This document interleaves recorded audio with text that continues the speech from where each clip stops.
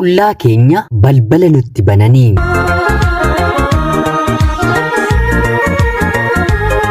Yeroodhaaf maqaa kiyya himachuun barbaadu kanan dhaladheetti guddadhee Jiituu Magariituu Oromiyaa keessatti barnoota kiyya kutaa 1 hanga 6tti seeraan baradheera.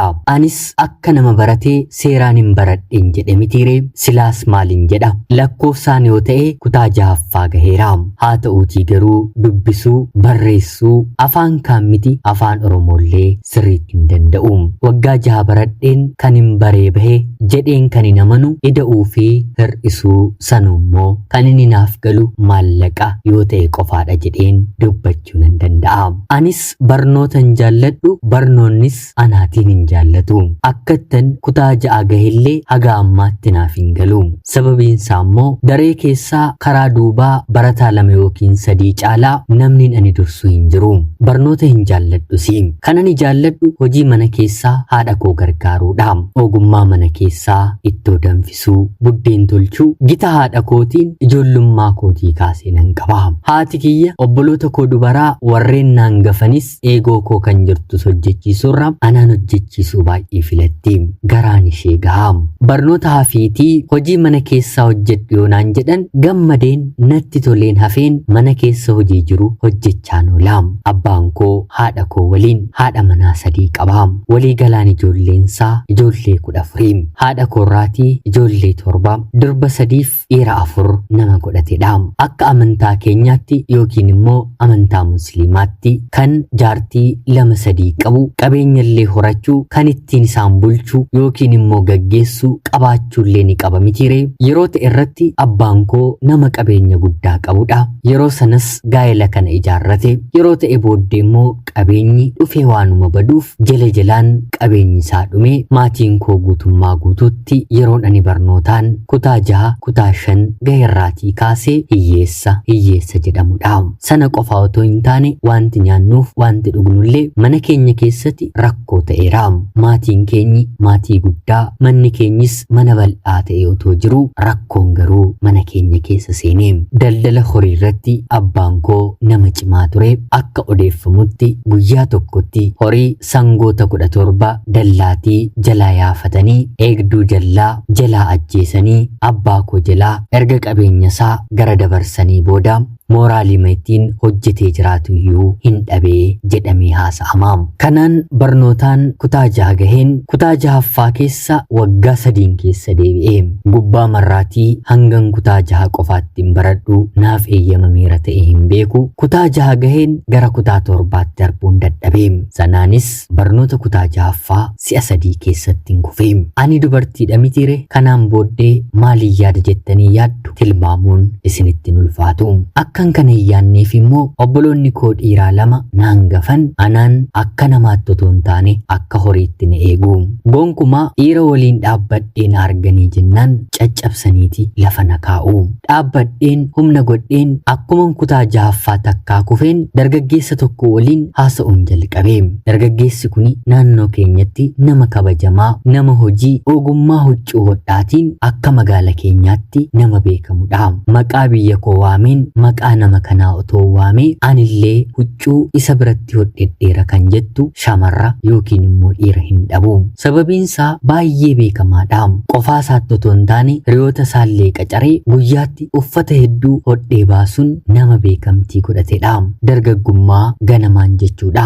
Maarree nama kana waliin obboloonni koo yeroon argan halkaniif guyyaa natumaa bulu. Kutaa 6 si'a 3ffaa kufuu koo yeroon mirkaneessu jaalallee kiyya kanaatiin seera qabeessaan na fuudhii jedheen isan gaafadhe. Yeroo kana innis tole jedhee haa ta'uutii garuu yeroon ani kana gaafadhe waqtii yookiin immoo baatii gannaa ture fulbaana yookiin immoo onkoloolessa keessa jaarsa ergannee niikaa hidhannaa jennee walii gallee. Haa ta'uutii garuu guyyaa tokko otoo anaaf inni diida dhaabbannee waliin haasa'aa jirru obboloonni koo dhiiraa 2 na arganii yeroon manatti galu ati gurbaa kana waliin hin dhaabbatiin jennaan sidinne mitii jechuun na tumanii. Akka guyyaa sanaatti reebameen hin beeku baay'ees na dhukkubee.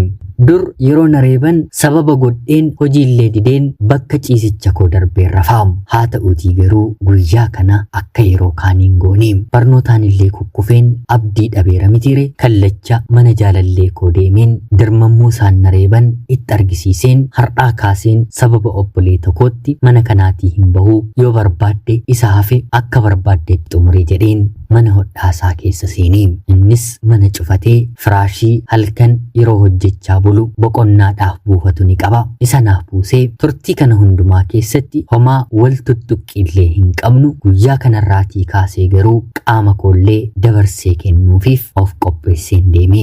Yeroo kanatti ture halkan anaa fi jaalalleen koo otoo waliin haasofnu naannoo toora sa'aa 7tti obboloonni koo balbala dhiitanii cabsanii qullaa qulqulluu keenyatoo jirru kan nutti seenanii. Jaalalleen kiyya hattuutu balbala irratti cabse jechuun sodaatee sagalee iyyaa yeroo isaan humnaan rukutan dhageessisee ture. Erga balballi cabee ollaan darmatus qullaa keenya ta'uu garuu namoota tirikaa yookiin immoo baatirii qabatantu nu argee gadi baasi jedhaniini anaan jechuudha. Obboloota koo ta'uu baree manni namaa seera qaba, seeraanis nin gaafadha jedheeni. Yeroo kanatti obboloonni koo dhiiraa lamaan isa kam waa'ee seeraa odeessitaa mucaa jireenyarraa kaachiftee jechuudhaan dullaa qabataniin rukuttaa jalqabanii. Namoonni ollaa dirmatanii waan turaniitiif gargar baasanii dhumarratti anaan qabatanii gara manaatti deebi'uuf yeroo jedhan ani galuun barbaadun jedhee. Yeroo kanatti obboleessi koo dhiitichaadhaan akka hin taanetti na rukutee. Rukuttaa kee danda'eera, har'as anaaf haaraa natti ta'uu hin danda'u, mana kanaatii garuu hin bahu, wanti dhalate haa dhalatu malee jedheen nan isaan didee. Dhumarratti lola waan na fideef namoonni gidduu seenan dirqiidhaan obboloota koo lamaan qabanii gara manaatti galchanii. Yeroo sanarraatii kaasee gara maatii kootti hin deebine. Guyyaa 3 booddee jaarsi ergame. Abbaan koos hagas mara dubbii isaa ol kaasee hin ilaalle. Maalaa ture mucaan barnoonni soo didee ofii keessan fuutuu jechuun obboloota kootti dheekkame. Kanaan ni kaanis nuuf ta'ee gaa'ilan dhaabbadhe. Jaalallee koo jalqabaa baay'een jaalladhu kana waliin gaa'illi nuuf milkoome. Cidha bareedaa magaala keessatti godhannee waliin jiraachuu jalqabne. Nama qabuuf hunduu dibbee rukuta mitiire. Jaalallee koodhaaf dibbee kan rukutaa turan lakkoofsan qabanii. Anis kanaan jiraachuun jalqabe. Turtii waggaa 4 waliin jiraannee ijoollee dhiiraa 2 abbaa manaa koof nan godhe. Jireenyi koo qananii waan hundi irraa hafaa kan ta'e manni koo guutuu homaa waan tokkollee kan natti hir'ate hin turre. Haa ta'uutii garuu maatiin koo yeroodhaa gara yerootti baay'ee na yaaddeessaa dhufanii haalli jireenya isaanii bitaa natti galee. Ani ergan heerumee booda eegoon koos hangafti koos mana keessan teenye. Kanaaf obboloota keenya dhiiraa qofa ture. Rakkinni nageenyallee maatii gidduutti hin fiddu mitiire. Abbaan koo faati koo, abbaan koo obbolaan koo baay'ee walitti bu'uu jalqabanii. Ishuma jirtuyyuu seeraan waliin fayyadamuun isaanitti ulfaate. Anis hamman danda'u gargaariin nan dadhabe. Ifaaf ifattis abbaa manaa koo dhoksees gargaarsa isaaniif nan godha. Haa ta'uutii garuu wanti hin gargaaru tarii waan nyaatan, waan dhugan, waan garaa isaanii yeroof danda'a malee furmaata haga dhumaatti ta'uufii hin dandeenye. Yeroo kanatti abbaa manaa kootiin gadi teessifadheen maaloo obbolaa koof maatii koof maalaa godhu jireenyi isaanitti ulfaateera. Waa xiqqoo fuudheen gargaaruun kiyya badaa ta'uu baatus haa ta'uutii garuu jireenya isaanii jijjiiruu hin dandeenye. Hanga yoomiiti anis mana kootti hir'isaa, siinis ija kee duraa dhoksaa gargaaraa nafaa. Waggaa 2 gara biyya hambaatti na ergiitii obboloota koofis ta'e maatii koof waan ta'e waan dhaabbataa madda galii ta'uu fi nan banaa fi jedheen kadhadheeni. Abbaan manaan koo gonkumaa wanta kana hin raawwadhu, haadha manaa koodhaan gara biyya hambaatti na ergunaan jedhee na didee. Asiin kadhadheen achiin kadhadheen dadhabee waggaa 1 guutuu kadhaatiin hin dabarse. Dhumarratti sababa kanaaf gammachuun nagaan gidduu keenyaa yeroo dhibu ofii rakkina maatii koo argeen abbaa manaa kiyyas nagaa yeroon dhawwadhu dhumarratti naaf eeyyame. Dhumarratti piroosesii hundumaa xumuradheen gara biyya hambaatti imala koon taasise. Ijoollee 2 godhadheera mitiire. Isaaniifillee haala mijeessuun dirqama waan narra tureef haadha kootti geesseen ijoollee koo kennadhe. Abbaa manaa koodhaanis yeroo yerootiin deemee akka inni isaan ilaalu gochuun jechuudha. Kanaan biyya hambaa deemeen hojjechuun jalqabe. Haa ta'uutii garuu baatii 3 akkuma guuteen ijoolleen koo nyaata ni miidhanii mani fakkaata haa ta'u daddaalacha'anii huqqatanii ija abbaa manaa kootti toluu didanii. Abbaan manaan koo du'e malee ijoollee koo mana kanatti dhiiseen deemu jechuun haadhaaf abbaa koorraa fudhatee gara mana isaa fide. fide. Mana isaa fiduudhaan waan isaan baatii 3 keessatti fakkaatan suuraa kaasee naaf erguun kunooti kaa bu'aan kee ijoollee keenya beela ajjeesuu fi manni warri kee hin taanee fi nama qacareefiin ija koo duratti hin jiraachisaa jechuun anaatiin gaafate. Eega kanaa maatii koonillee maatii isaatiin illee nama ijoollee koo guddisu barbaaduu eegallee. Haa ta'utii garuu nama argachuun iyyuu xiqqoo ni ulfaata mitiire. Haala barbaadeen nama barbaade argachuu hin dandeenye. Baatii tokko keessatti nama 3tu galee bahee. Dhumarratti isaatiif firooma kan qabdu barnoota kutaa 10ffaa kan barattu maatiin isheellee harka qalleeyyii kan ta'an gatii mana kiraa kanfalachuun illee itti ulfaate asuma magaala keenyaa kan rakkattu isa birallee dhuftee yeroo tokko tokko hojii harkaa furtuu fi maal uffata keessa galchuu kan dalagdu maaliif isheedhaan mana kootti galcheen hanga ati dhuftutti ijoollee koo naaf hin qabdu jedhee na gaafate. Yeroo kana anis mucayyoo kana waan hin beekuuf amalallee waan qabduuf eeyyeen dhugumayyuu isheen jirti miti jedheen harka kiyyaan mucaa kana abbaa manaa kootti ergee mana kiyya galtee ijoollee koo guddisaa barnoota ishee barachuu jalqabde. Dubartoonni biyya keenyaa yoo guddate kutaa 10 dabartu kutaa 10tti maatirikii dhabdee abbaan manaan koo immoo yeroo haati manaan kiyya deebitu kolleejjii galcheen sin barsiisa jedhee waadaa galee fiiraamu. Haalli isheen qabannaa ijoollee koof gootu bareedaa waan na tureef anis yaada isaa akkan deeggaru isheetti nan himadhe. Kanaan dubbiin bulaa dhufe. Anis har'a borotoon jedhu waggaa 3 gahee. Turtii waggaa 3 booddee garuu hojjechuu fedhus ijoollee koo laaluuf obsa waan hin dhabeef nagaha jedheen gara biyyaatti deebi'ee. Maatii koof obboloota koof wanta yaade wantan karoorsee ol hunduma isaaniif godheera. Yoo xiqqaate wanta nyaataniif wanta dhugan akka isaan dhabuu hin dandeenyetti mana isaanii dhaabeera. Kanaan biyyaan baatii yeroon dhufu abbaan manaan koo Finfinneetti dhufee na fudhatee akka yaada kootti mucayyoomti ijoollee koo guddisaa turte qophii qopheessitee namoota waamtee manatti kan na eegan galtee kiyyaaf akkuma obboloota koo dubaraa kaaniif godhamu anaafis ni godhama jedheen eegee ture. Haa ta'uutii garuu dubbiin akka ani eegee fi yaadetti nan eegne. Gaafa mana abbaa manaa koo waliin galu ijoolleen koollee mana koo keessa hin jiranii. Haati abbaan koollee guyyaa kana akkan dhufu abbaan manaan koo itti himne. Anis qophii bakka biraatti qopheessanii sarpiraayiz na gochuuf wanta qophaa'aniiran natti fakkaatee ture. Haa ta'uutii garuu gara galgalaa naannoo sa'a 10tti magaala keenya galeen mana buufadheen hanga sa'a 2tti abbaa manaa koodhaan ala namni gara biraan mana koo kan seenu kan ba'u ni dhibe. Ijoolleen koo jennaan ni dhufu naan jedhee sa'a 2 booddee obboleessi kiyya asiif asiin isaan qabee fidee naa dhufe. Anis mucayyoonoo jennaan erga baatee turteetti naan jedhe. Anis hammasittoo eenyutu isaan nyaachisaa ture ijoollee koo yeroon jedhu bakka jirtuuti nyaata hojjettee ergaa fi turtee jedhee naa deebise. Dubbiin bitaanatti galee maatiin koo halkan sana akkan dhufe dhagahanii halkanuma intala keenya otoon argiin hin bullu jedhanii naannoo toora sa'a 3 walakkaatti na dhaqqabanii na dubbisanii. Haa ta'uutii garuu haalonni natti hin tolle ifa naaf hin taane waa hedduu turanii. Abbaa manaa koodhaan galgala gaafachuuf yaalii goonaan dadhabdeetta rafii homtuu wanti waa ta'eeru hin jiru naan jedhee. Tole jedhee rafee ganama barii sa'a 11tti nan dhufa jedhee manaa bahee naannoo toora sa'a 12tti jaarsolii 12 abbaa koo dabalatee balbala banatanii seenanii. Anis maalinni yeroon jedhu dubbii haaraa gurra koo coomsu gurra koo keessa kaa'anii. Mucayyoon ijoollee koo guddisuudhaaf abbaan manaan koo fira koodha jedhee mana koo galche isaaf ulfooftee ni kaasidhatee mana kireeffatee fi ulfa guutuu taatee akka jirtu. Kanaan booddee wanti duubatti deebi'amuu danda'u akka hin jirre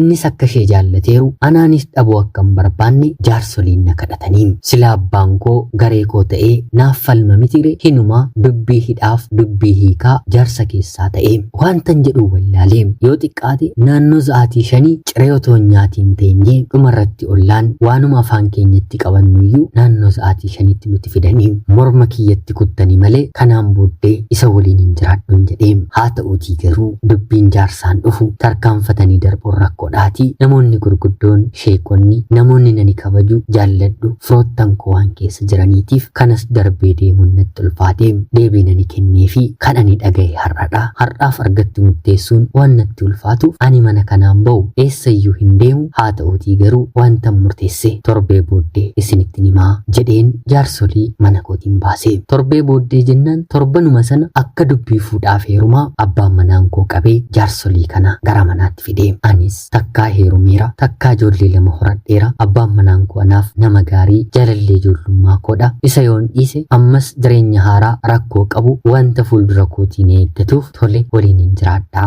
haadha manaasaa waliin illee walitti na araarsaa, ijoollee koo waan naa qabdeef nagaa ishee waliin illee godhachuun barbaadan jedheeni mucaa ulfa guutuu fidanii walitti araaramne. Ani haadha manaa jalqabaa, isheen haadha manaa lammataa taanii itti fufne. Isheenis deesse, anis daa'ima sadaffaa nan dahe. Sadaffaa irratti milkii intala dubaraan argadhe. Daa'ima ishee deesse naannoo baatii 9 akkuma fixxeen isheefillee maatiin ishee harka qalleeyyii waan turaniif akkuma isheen biyya hambaa deemtee maatii isheef dabarsite anis dabarsuufiin qaba jettee abbaa manaa keenyaan kokkee qabde. Yeroo kana inni lakkii amma hin dandeessu, xiqqoo ishee jabaadhu, ani rakkoo maallaqaa hin qabu, maatii kees hanga hin danda'e nan gargaaraa yeroon jedhuuni dubbii dorgommii gootee eenyu biyya hambaa deemee eenyummoo hafa jechuun gara biyya hambaatti imala ishee taasiste. Daa'ima isheettillee anaan amanuu diddee maatii ishee kennatte. Kanaan egaa biyya hambaa deemtee hojjetachuu jalqabde. Namni jireenya isaa keessatti hin argata, hin dhaba, hin buufata, hin kisaara mitiire. Akka carraa ta'e yeroo tokko abbaan manaan koo caala baasiidhaan yuunifoormii barattootaa nan hodhisiisa jedhee dhaabbata miti mootummaa yookiin immoo NGO tokkorraatii fudhata.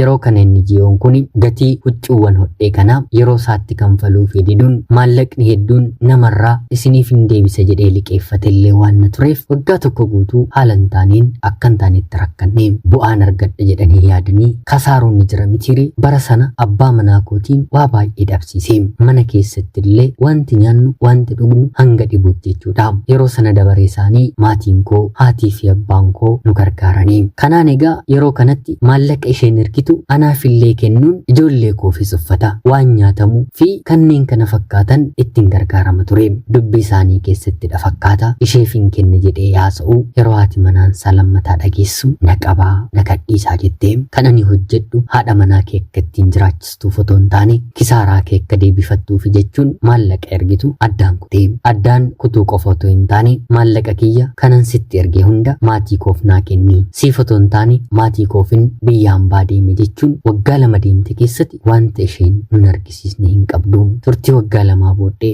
deebitee dhufte. Deebitee gaafa isheen dhuftu rakkoon abbaa manaa koo ammallee waan hin furamneef kana taa'een ilaaluu hin danda'u jedheen dura maatii kiyyaaf hin bahe mitiire, amma immoo abbaa manaa kiyyaaf bahuuf imala koo gara biyya hambaatti hin taasise. Isheen daa'ima ishee wanta anarratti hin amanneef anis ijoollee koo warra kootti hin kennadhe. Kanaan waggaa 2 qofan hojjedha jedheen biyya hambaa ba'us haa ta'uutii garuu abbaan manaan koo haadha manaa ishee lammataa kana ulfeessee sin barbaadu jedhee ofirraa baase. Kana qofaa miti, isheedhaan baasee dubartii gara biraa fuudhee waliin jiraachuu akka inni jalqabe asuma biyya hambaa taa'een dhagahe. Hojiinsaa guutummaa guutuutti gara duraatti deebi'eera. Rakkoon inni qabu hundumaas furameera. Haa ta'uutii garuu anarratti rakkoo ta'ee ishee hiikee gara biraa fuudhee haadha manaa sadaffaarra ga'eera. Ani garuu eeyyama koollee wanta nan gaafanneef tuffiin gaa'ela kana keessatti uumame bor anaanis gaa'ela kiyya na dhabsiisuu danda'a jedheen waggaa 4ffaa biyya hambaan jira. Nan jaalladha, lubbuu kiyyayyuu nan kennaafi. Haa ta'uutii garuu yeroo nani biyyaa ba'u amma gaa'ela dhaabbachuunsaa gaaffii yookiin immoo hibboo dhibboo qabu jireenya koof natti ta'e. Maatiin koo bakkuma buuse malee wanta haaraa maal godhe naan jedhu. Hiriyoonni koo immoo yoo galte amma jijjiiramee waan na jiruuf siinillee akka inni siniikne amantaa maaliirraa qabdaa jedhanii na gorsu. Ani garuu akka yaada kootiif abbaa ijoollee koodha waan na ta'eef deemeen ilaaleen yoo naaf ta'e waliin jiraachuu, yoo naaf ta'uu baate immoo amala isaanatti jijjiirrate immoo haadha manummaa koo nuuffe immoo deebi'een biyya hambaatti godaaneen ijoollee koof hin dhiphadhu jedheen murteesseen jira. Sababiinsaa waggaa 2 dabaladheen biyya hambaa kana keessa taa'uun koo isaafis anaafis maatii koofis wanta fayyadeeru hin qabu. Maallaqaan waggaa 2 kana keessatti hojjedhellee wanta xixiqqoo na barbaachisuun alatti maatii koofillee sharfee tokko keessaa hin ergine. Mee obboloonni koo, hiriyoonni koo seenaa kiyya dhaggeeffattan yaada keessan naaf qodaa. Dhiirriin ani ijoollummaa kootii kaasee beeku abbaa manaa koo qofadha. Inni garuu anarratti haadha manaa 2 fuudhe dubartoota ittiin hamatamus magaala keessa hedduutu jira. Sana ijaan argeen godheera jedheen afaan guutee dubbachuu baadhus haa ta'uutii garuu dubbiin namaa lafaa ka'ee miti. Sanarraa immoo dhiira harkisaa hojjeturraa dubartiin biyya keenyaa sadaffaa miti salgaffaa otoo argatteellee heerumuuf duuba hin jettu. Mee maal na gorsitu? Kana godhinaan jedha. Ana obboleettii keessan biyya hambaarraati. Ulfaadhaa, nagaatti, galatoomaa.